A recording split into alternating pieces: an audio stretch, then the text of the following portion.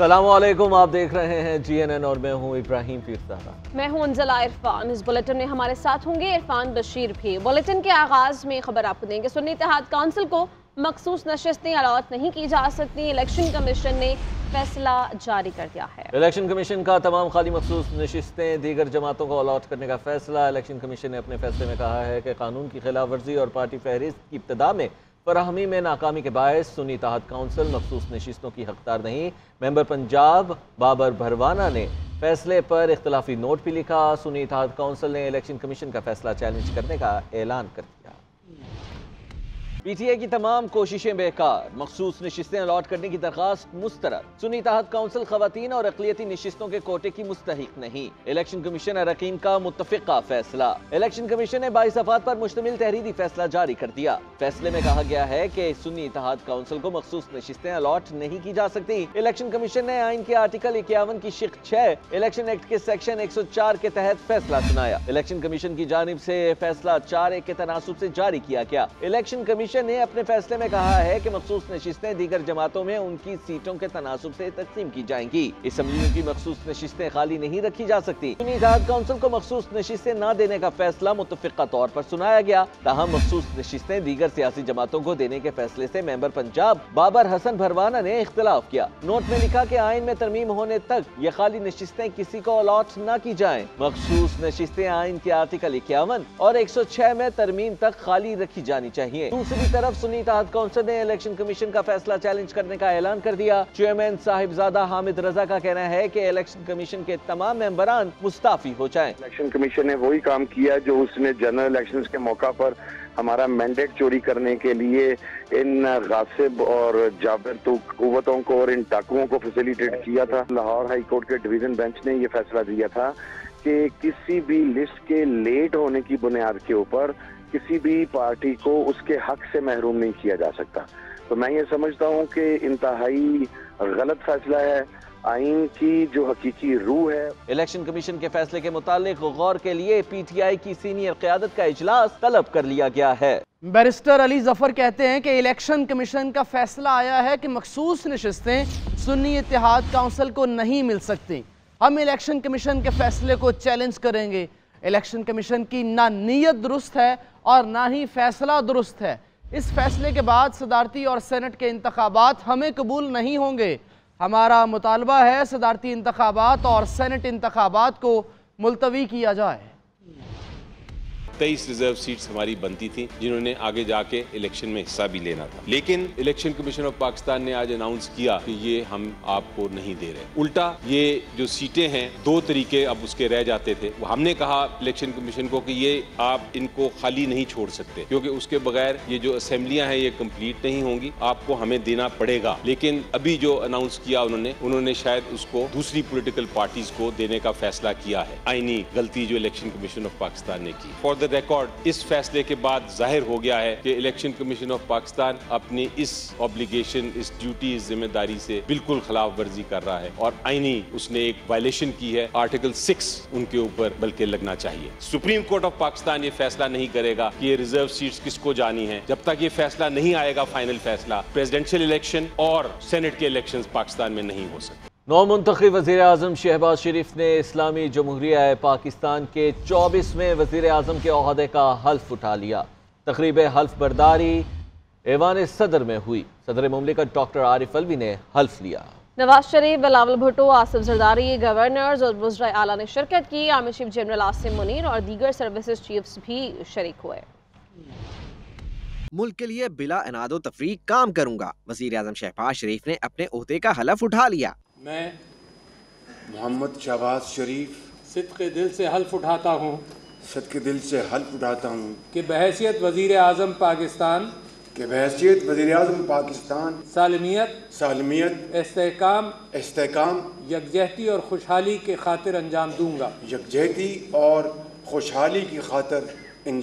گا۔ مسلح فوج نے گارڈ آف آنر پیش کیا۔ شہباز شریف کی حلف برداری تقریب ایوان صدر میں ہوئی۔ تقریب کا آغاز تلاوت قرآن پاک سے ہوا، جس کے بعد صدر مملکت نے نو منتخب وزیر اعظم سے حلف لیا۔ شہباز شریف نے عارف الوی کے کہے گئے الفاظ دہرائے۔ جبکہ بحیثیت وزیر اعظم اپنے فرائض کی کما حق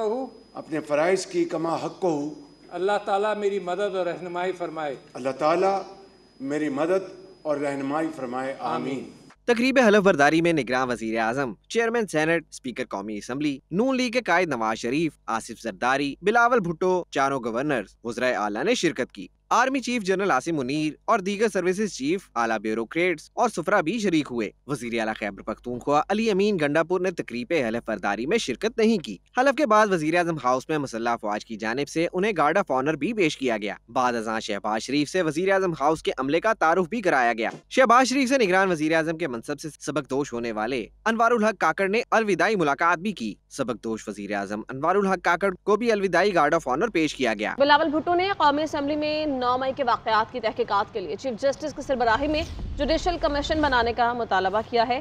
खिताब में कहा कि 9 मई में मुलव्वस अफराद को सजा दिलवाएंगे। अगर कोई बेकसूर हुआ तो मैं उसके साथ खड़ा हूँगा और कोई कसूरवार हुआ तो उसके सामने खड़ा हूँगा। कल कहा जा रहा था कि साइफर की जिम्मेदारी ब्यूरोक्रेट पर होती है। बानी पीटीआई ने टीवी पर खुद कहा कि मुझसे साइफर गुम हो गया है। सबको नजर आ रहा था कि उन्होंने सियासत ही करनी थी।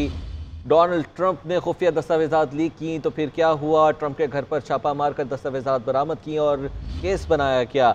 ऐसे खुफिया दस्तावेजात सामने लाकर आप कौमी सलामती पर समझौता करते हैं। अवाम ने ऐसा मैंडेट दिया कि सब जमातों ने मिल बैठ कर फैसले करने हैं। पाकिस्तान के अवाम ने ऐसा फैसला सुनाया है जहां आपको मजबूरन मिल बैठ के फैसले करने पड़े। आपको वोट दिए हैं तो सिर्फ इसलिए नहीं दिए हैं कि आप यहाँ आके गाली दे। अगर आपको वोट मिला है तो सिर्फ इसलिए नहीं दिया है कि यहाँ आके आप शोर शराबा करें। अगर पाकिस्तान के अवाम ने आपको वोट दिया या मुझे वोट दिया या इनको वोट दिया तो सिर्फ इसलिए कि हम इनको इस मुआशी बुहरान से बचाएं। अगर आप इनपुट नहीं देते हैं और आप कहते हो कि मैं ये वजीर आजम नहीं मानता हूं तो मैं नहीं बात करूंगा, तो फिर जो भी शहबाज शरीफ साहब का पॉलिसी होगा आप उस पर तनकीद तो नहीं कर सकते। हम इलेक्शंस में जो इरेगुलरिटीज है वो वंस एंड फॉर ऑल अगर हमने उनको एड्रेस करना है तो जो भी पाकिस्तान पीपल्स पार्टी से हो सके हम करने के लिए तैयार हैं। साइफर की पे सवाल हुआ, ये बात हुआ, जनाब स्पीकर सही कह रहे होते। अगर खान साहब खुद टीवी पे आके ये नहीं कहता कि जी मुझसे गुम हो गया। अमेरिका के जो इंटेलिजेंस इदारे हैं इन्होंने डोनाल्ड ट्रंप के घर पे छापा मार के वो डॉक्यूमेंट्स वापस लिए और केस बनाए उसके। हमने ये नहीं किया।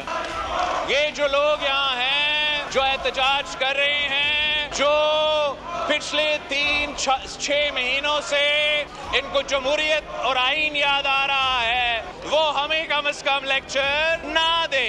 इनके ऊपर कोई जायज कंप्लेंट होगा तो इनको नजर आएगा कि मैं सबसे पहले उनके साथ खड़ा होऊंगा। मगर जब वो आईन को तोड़ेंगे, जमहूरियत के खिलाफ कोई काम करेंगे, तो सबसे पहले मैं वो आदमी होऊंगा जो उनके सामने खड़ा होऊंगा। साबिक स्पीकर कौमी असम्बली असद कैसर ने साइफर पर जुडिशल कमीशन बनाने का मुतालबा कर दिया। ऐवान में खिताब करते हुए कहा कि शहबाज शरीफ समेत सब कहते थे साइफर झूठ है। हुकूमत अगर हकीकत समझती है तो साइफर पर जुडिशल कमीशन बनाए। इलेक्शन धांधली पर भी सुप्रीम कोर्ट के जज की सरबराही में जुडिशल कमीशन बनाया जाए। मुझ पर नई जमात बनाने के लिए दबाव डाला जाता रहा। डराने वालों को बताना चाहता हूँ खौफ का वक्त गुजर चुका है। बानी पीटीआई कभी समझौता नहीं करेंगे। कौमी असम्बली के इजलास में बैरिस्टर गौहर की बिलावल भुट्टो पर तनकीद। खिताब में कहा कि भुट्टो का लफ्ज़ नाम के साथ लगाने से कोई भुट्टो नहीं बन जाता। ये अपने नाना की सियासत को दफन करके गए हैं। नाना की सियासत कब की ख़त्म हो चुकी है ये हिसाब दें कि वो हार कहाँ गए जो स्विट्ज़रलैंड में रखे थे। कहा कि हमें तो दर्ज देते हैं मगर अपने गिरबानों में झांके। पीपल्स पार्टी और नून लीग का वफ्द सदर IPP से मुलाकात के लिए पहुंच गया। अब्दुल अलीम खान से मुलाकात में यूसुफ रज़ा गिलानी, राजा परवेज़ अशरफ, इसाक डार और दीगर सियासी रहनुमा शरीक हुए। मुश्तरका वफ्द ने IPP से सदारती इंतखाब में आसिफ अली जरदारी को वोट देने की इस्तदा की, जिस पर अलीम खान की जानिब से आसिफ अली जरदारी की हिमायत, वोट और सपोर्ट की यकीन दहानी करवा दी गई। इत्तेहादी जमातों के वफ्द ने चौधरी सालिक से भी मुलाकात की। पाकिस्तान मुस्लिम लीग ने सदर मुमलिकत के इलेक्शन के लिए आसिफ अली जरदारी की मुकम्मल हिमायत की यकीन दहानी करा दी। इत्तेहादी जमातों का वफ्द खालिद मगजी से भी मुलाकात करेगा। पंजाब में सड़कें बहाल, पंजाब खुशहाल प्रोजेक्ट शुरू। वज़ीर आला मरियम नवाज ने छोटी बड़ी राब्ता सड़कों की तामीर व मुरम्मत और बहाली के लिए डेडलाइन दे दी। दूसरी जानिब वज़ीर आला ने वेलेंशिया टाउन के करीब कैंसर हॉस्पिटल की मुजव्वज़ा साइट का दौरा किया। मरियम नवाज ने government pilot secondary girls school का अचानक दौरा भी किया। वासिफ महमूद की रिपोर्ट। वज़ीर आला मरियम नवाज की ज़ेर सदारत खुसूसी इजलास। सेक्रेटरी CNW ने सूबे भर की रोड्स की हालत पर तफसीली ब्रीफिंग दी। वज़ीर आला ने छोटी बड़ी राब्ता सड़कों की तामीर और मुरम्मत और बहाली के लिए डेडलाइन दे दी। वज़ीर आला पंजाब ने सूबे भर के रोड्स ब्रिजेस पर रिपोर्ट तलब की है।